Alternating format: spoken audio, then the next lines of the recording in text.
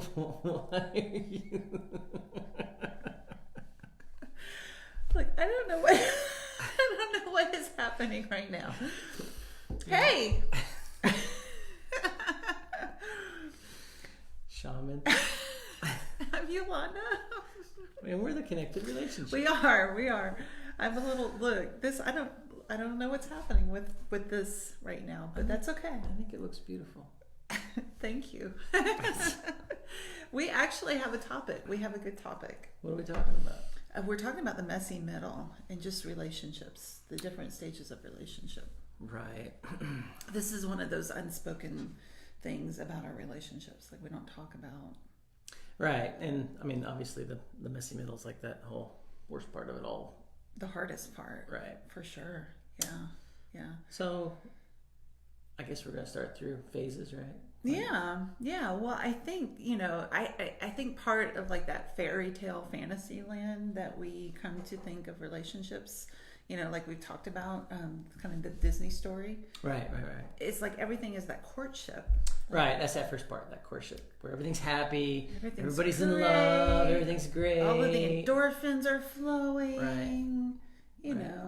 Giddy like a teenager. Giddy like teenagers. I'm still in that stage. A little bit, but but I mean that's the easy part. Right. When it comes to relationships. Yeah, and that's just the way that relationships are wired, right? That's kind of like the beginning, the beginnings of foundation. And if we could stay there, that would be lovely. Right. And I think a lot of us sometimes expect that that's how it's always going to be. Like everything's going to be blissful. Right. It's not like that at all. It's not. Right. It's not. And then we lead to like that next part of a relationship is that commitment phase. That, hey, I like you a lot.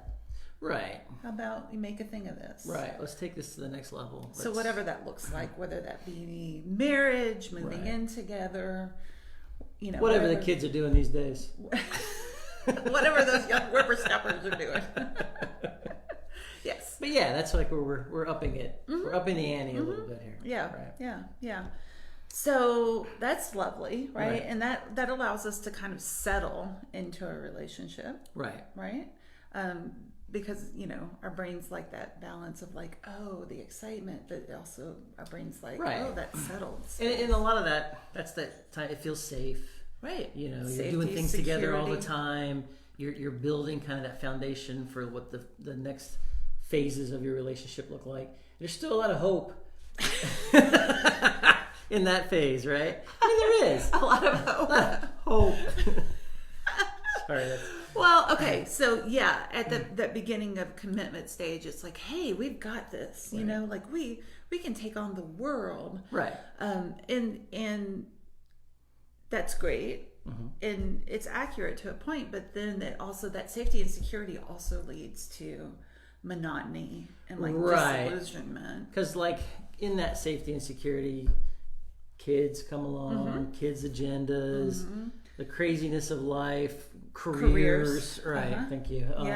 All that craziness, that those marks that you hit as you're kind of that you're supposed to, right? It's like you hit those marks, but that leaves a lot less time and energy and focus for this. Right. Like all of this kind of gets lost. Right. This is where it kind of goes off the rails. It can. It definitely can. If you're not super intentional in your relationship, this is where things could veer off. Right. This middle, the messy middle is also when that stage of life that like each part of the couple is probably doing their own growth work or hitting stages of personal growth and development. Well, and we talked about this a bit last week. This is that part where you're like, wait a minute, I didn't sign up for this. Right. Totally. This is the messy middle part. I didn't think that the way that he brushes his teeth would annoy me so much. I didn't know that was a thing. It's just an example. It's just a hypothetical. It's just a hypothetical. So, this is where definitely if we're not super intentional, if we don't have resources, and if we don't reach out for the support that we need during this time, couples tend to drift apart. Right. This is that two ships sailing in the night kind of time. Right, totally. Right? Everybody starts going their own different directions. Right. And then it even gets more compounded, like as you have kids and they have their own agendas. Right. And you're taking kids to soccer practice and baseball practice and all those things every weekend, and your identity gets wrapped up in all that stuff. And all of that stuff. And you lose the we. Yeah, exactly. It's all about Johnny or Sally or whoever. And the thing about this is that it takes some intentionality. It doesn't have to be huge things, but it needs to be small things often. Right.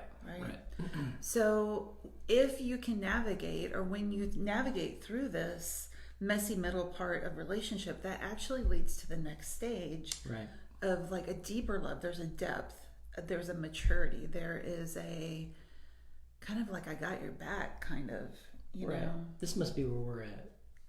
I would say so. Yeah, I mean, the deeper love phase, if you can get through that monotony, that messiness, that craziness, all of a sudden you're like, oh, hey, I remember you. And like you've had my back. Like we've gotten through some hard things together. You're my BFF. You're my BFF, yo. Right. Yeah. And it's a really beautiful space, and that is like a deeper level of connection and a deeper level of security. Right. And then that is a phase where you can take a look forward and to think, like, what is our legacy? Like, what are we, as a couple, what are we leaving behind? So that kind of comes a little later, grandkids, things like that. Yeah. But it's something that you can look forward to throughout all of the stages, right? And it's even good to pause when you're in that messy middle to say, what's the big picture? What are we looking? What are we moving toward? Right. What are we moving toward? So in that messiness and that craziness, that monotony, that struggle, that's the great time to say, hey, what help can I get? Yeah, that is where we can definitely reach out sooner rather than later for the support that we need to get through that. And, so what we're talking about today is that messy middle on a macro scale, but this can happen even throughout a day in a relationship. You have harmony, disharmony, repair, harmony, disharmony, repair. Right. So it's always like, what is our way back together? Right. Like the fact that we have arguments, disagreements, we see things differently. That's life. That's part of being human and being in relationship. The better that you can build those skills that bring you back, the better that you can develop those tools that at the end of all that help you focus to each other again. Just gets you better at always coming back. Right. And I would say that personally, that has been my experience of our periods of like disharmony and repair. Right. Earlier in our relationship, it was a much longer process. Weeks on end. Well, I mean, it was much longer than it is now. Right. When we're more aware of like being in that spin cycle, and where one of the two of us can take a step back and say, well, I mean, wait a minute. We've been there. I mean, we 3 kids, craziness, life just absolutely insane all the time.